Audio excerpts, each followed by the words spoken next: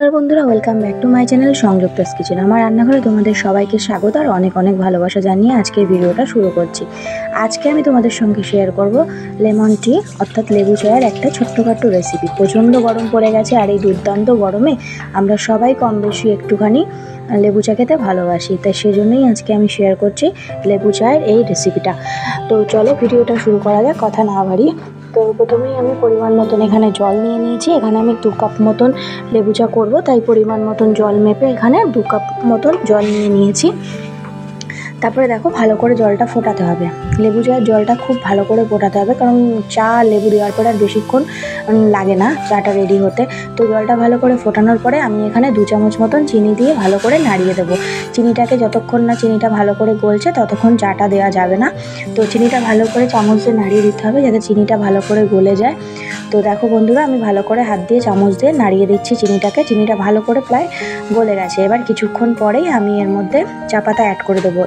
Lemon tea হোক আর আদা চায়ে হোক, খুব অল্প পরিমাণে চা পাতা দিলেই হয়ে যায়। তো দেখো বন্ধুরা, এখানে হচ্ছে চায়ের জলটা ভালো করে ফুটে গেছে। এবার আমি পরিমাণ মতন চা পাতাটা এখানে অ্যাড করে দেবো। দেখো আমি এখানে হাফ চামচ মতন চা পাতা নিয়েছি, এখানে আমি 1 চামচ চা পাতা দিইনি।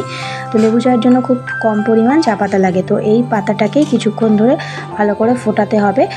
চাটা বেশি ফুটিয়ে কালো করা যাবে না, তাহলে লেবু চায়ের স্বাদটা তেতো হয়ে যাবে। তো আমি এখানে হালকাভাবে ফুটিয়ে গ্যাসের ফ্লেমটা বন্ধ করে দেবো। আর এখানে দেখো আমি 2 কাপ চায়ের জন্য একটা লেবুকে 4টে ভাগে ভাগ করে নিয়েছি, 2টো ভাগ নিয়েছি, অর্থাৎ এখানে দুটো ছোট ছোট টুকরো নিয়েছি দেবো বলে। এখন গ্যাসের ফ্লেমটা হচ্ছে লো করে দিয়ে আমি 2 টুকরো লেবু চিপে এই চায়ের মধ্যে দিয়ে দেবো।